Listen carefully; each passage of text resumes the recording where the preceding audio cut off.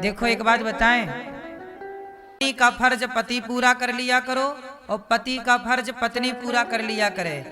बच्चों से उम्मीद है कुछ नहीं है। अब होंगे कोई बच्चे जो अपने माँ बाप के लिए कर्तव्य करते होंगे, कुछ बच्चे, लेकिन आजकल तो माँ बाप का कर्तव्य बच्चे 95% बच्चे तो कर्तव्य पूरा नहीं करते। बाप की संपत्ति लेकर के भूल जाते हैं। कई बच्चे ऐसे हैं जो बाप का पिंडदान भी नहीं करते, श्राद्ध भी नहीं करते, तर्पण भी नहीं करते, बाप की तिथि तक याद नहीं है बच्चों को। हाँ या ना? कितने लोग ऐसे हैं, कितनी बेटियां ऐसी हैं कि जो अपनी माओ को वृद्धाश्रम छोड़ के चली जाती हैं। हमारे पास 310 माएँ हैं। इन माँ में बहुत सारी माएँ ऐसी हैं जिनको बेटियां छोड़ने आई हैं। ना बेटा सेवा करना चाहता है ना बेटियां। लोग कहते बस हैं कि हमारे खाते में माँ आएगी तो हम सेवा करेंगे, और जब आ जाती है तो छोड़ के चले जाते हैं। कहावत सुनी होगी, दूर के ढोल सुहावने लगते हैं। बातें सुनने में अच्छी लगती हैं, करने को पड़ता है तो लोग भाग जाते हैं। कुल मिलाकर ये है कि आज के बच्चे अपने माँ बाप का कर्तव्य पूरा नहीं कर रहे हैं। माँ बाप की संपत्ति तो पूरी लेंगे, पर माँ बाप को पानी तक नहीं देंगे गिलास भर।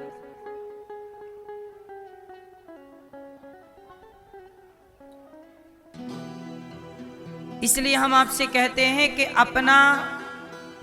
हम कहते हैं अपनी 13वीं करके मरो। अब इतना घोर कलयुग आ गया है कि अपनी 13वीं करके मरना चाहिए सबको। तुम्हारा बेटा करेगा तुम्हारी 13वीं, तुम्हारी बेटी करेगी तुम्हारी 13वीं, इसकी गारंटी नहीं है। 4 बेटे हैं ना जिस बाप के, तो बाप के मर जाने पर चारों बेटा लड़ते हैं कि तुम कर लो 13वीं, तुम कर लो, तुम्हारे पास थे तुम करो। सोचिए, बाप के नाम से 13 ब्राह्मण खवाने में आपस में झगड़ते हैं। ये वही बच्चे हैं जो बाप की सारी संपत्ति ले लिए बंटवारे में, और 13वीं में 13 ब्राह्मण खवाने में पसीने आ रहे हैं। इसलिए हम उस बाप से कहेंगे, काहे तुम बच्चों के भरोसे 13वीं छोड़ के गए हो, जीते जी खवा के जाते 13 ब्राह्मण अपने, कि मरने के बाद तुम खवाओ ना खवाओ। क्यों? अपनी 13वीं करके मरो। बच्चे करेंगे इसकी गारंटी कौन लेगा? कोरोना जैसी परिस्थिति में मर गए तो 13वीं भी नहीं होगी। कोरोना में कहां किसकी 13वीं हुई बताओ? अमीर से अमीर मरे, 13वीं ना हो पाई कोरोना काल में। और तो और राख को गंगा नसीब ना हो पाई कोरोना काल में। तो समय कब आ जाए, कैसा आ जाए, कैसा बदल जाए, मरने के बाद की कोई संभावना नहीं है। जो संभावनाएं हैं, जीते जी संभावनाएं हैं, अच्छे काम कर लो। मरने के बाद की क्या संभावना है? मैं मरने के बाद गंगा मेरी राख गंगा में जाए, इसकी कोई संभावना नहीं। मैं जीते जी गंगा नहा लूं, मैं जीते जी दान पुण्य कर लूं, मैं जीते जी भला कर लूं। मरने के बाद मेरी अपनी कोई संभावना नहीं, आपकी भी कोई संभावना नहीं है। क्या होगा आपके साथ? कहां मरोगे? किस परिस्थिति में मरोगे? अहमदाबाद में प्लेन हादसा हुआ, मरने वालों की पहचान तक ना हो पाई 3 दिन तक। बोलो हाँ? मरने वाले की पहचान ना हो पाई कि ये मेरा भाई है कि पिता है कि माँ है। तो मरने के बाद किसकी क्या परिस्थिति बनती है, ये कोई तुम जानते थोड़ी हो कि मैं जानता हूं। पहचान भी पाएंगे लोग आपको मरने के बाद, ये भी तो गारंटी नहीं है। कहां पहचान पाए? उनके अपने खड़े थे, इतने सारे पुतलों में पहचानो कि तुम्हारा वाला कौन सा। इसलिए मरने के बाद कोई संभावना नहीं, सारी संभावनाएं जीते जी हैं। अच्छे कार्य हम सबको जीते जी करना चाहिए। भले काम सबको जीते जी करना चाहिए। तेरहवीं कर लो जीते जी, गौदान कर लो जीते जी, किसी भूखे को खिला पिला दो जीते जी। मर जाने के बाद पिंडदान तुम्हारा होगा, गारंटी ले सकते हो? तर्पण तुम्हारा होगा। इतने ईमानदार बच्चे अब कहां रहे कि मरे बाप को पानी देंगे? जीते जी बाप को पानी मिल नहीं रहा है, मरने के बाद कौन दे रहा है? वो ईमानदार लोगों का जमाना अलग था कि जहां मरे बाप को भी लोग जल देते थे, तर्पण करते थे, श्राद्ध करते थे, पिंडदान करते थे। वो ईमानदार लोगों का जमाना था जहां बेटा ये मानता था कि मेरे बाप का मेरे ऊपर एहसान है। आज का बेटा कहां उपकार मानता है बाप का? आजकल तो बेटा कहता है तुमने हमारे लिए किया ही क्या है। आज का बेटा तो ये कहता है तुमने हमारे लिए क्या किया है। एक जमाना था कि पिता का उपकार, पिता 10 जूते मार ले फिर भी बेटा पलट के जवाब नहीं देता था। बाप 4 जूते मारे सबके सामने, बेटा सिर झुका के जूते खाता था और बाप का सम्मान करता था। आज तो तनिक बाप कुछ कह दे तो बेटा चढ़ाई कर दे बाप के ऊपर। सब कुछ पढ़ लिया, सहनशीलता ही तो नहीं पढ़ी। सारे कागज पढ़ लिए, सारी पुस्तकें पढ़ ली, रिश्तों को पढ़ना भूल गए साहब, रिश्तों को पढ़ना भूल गए।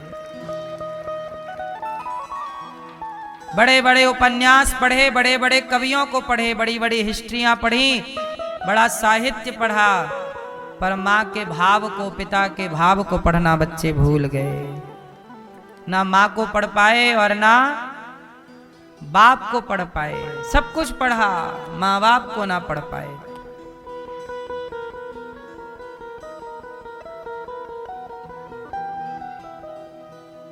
अब हम लोग जिस जमाने में रह रहे हैं ये बेईमान जमाना है।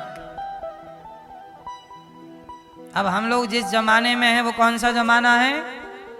बेईमान जमाना है। यहाँ बेटा भी बेईमान हो जाता है, यहाँ बेटी भी बेईमान हो जाती है, यहाँ रिश्ते भी बेईमान हो जाते हैं, यहाँ पक्का दोस्त भी बेईमान हो जाता है। कौन रिश्ता है बताओ जो बेईमान ना हुआ हो आज के जमाने में? एक रिश्ते का नाम बताओ। अपने बेईमान हो गए साहब, अपनों ने लूटा है हमें, गैरों में कहां दम था। मेरी कश्ती तो वहां डूबी जहां पानी कम था। इसलिए कहता हूं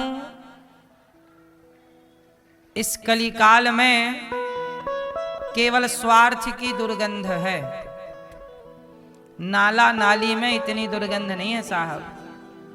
नाला नाली के पास तो फिर भी आदमी बैठ सकता है, नाला नाली में इतनी दुर्गंध नहीं है जितनी दुर्गंध लोगों के विचारों में है। हाँ या ना? इतने गलत विचार वाले लोग हैं। बहन को बहन नहीं समझ रहे हैं, बेटी को बेटी नहीं समझ रहे हैं, माँ को माँ नहीं समझ रहे हैं। छोटी छोटी 5-5 साल की बेटियों के संग बलात्कार हो रहा है। आज के 50 साल पहले किसी ने सुना होगा कि 5 साल की बच्ची के संग बलात्कार हुआ? आज के 100 साल पहले आपके पूर्वजों ने कभी सुना होगा कि 5 साल की लड़की के संग बलात्कार हुआ? बताइए। आज के 21वीं सदी में विकसित भारत में क्या ये भी विकास नहीं हो रहा है? नाला और नाले में इतनी दुर्गंध होगी जितनी ये विचारों की दुर्गंधता है। बताइए, क्या नाला नाली में इतनी दुर्गंध है? नहीं है। व्यक्ति विचारों से बड़ा और विचारों से छोटा होता है। किससे कहें, क्या शिकायत करें किससे? पहले के घर कच्चे थे साहब, रिश्ते बड़े पक्के थे। अब घर सबके पक्के हैं, पर अंदर से रिश्ते सबके खोखले हैं। पहले लोग कच्चे घरों में रहते थे, पर रिश्ते बड़े पक्के थे। पहले रिश्तों की कदर थी, पैसे की कदर नहीं थी। आज पैसे की कदर है, रिश्तों की कोई कदर। पहले बड़ों का सम्मान था, आज पैसे का सम्मान है। आने वाले और समय में ये दुनिया रहने लायक ना होगी। आने वाले टाइम में आज तो चलो लोग बकरा खाते हैं। आज के लोग क्या खाते हैं? बकरा। आज के लोग मुर्गा खाते हैं, मछली खाते हैं। देख लेना आने वाले 20, 25, 50 सालों में इंसान इंसान को ना खाने लग जाए तो कह देना। हाँ या ना? बकरा खा रहे हैं, मुर्गा खा रहे हैं। आने वाले टाइम में होटलों में मिला करेगा। भाई चलो उस होटल में चलो, वहाँ पुरुषों का मांस मिलता है, वहाँ स्त्रियों का मांस मिलता है, और लोग जाएंगे।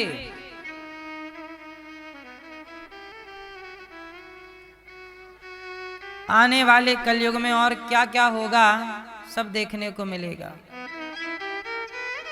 कलयुग में ये आपकी भी गलती नहीं है, ये युग का धर्म है। इसलिए कहता हूं कि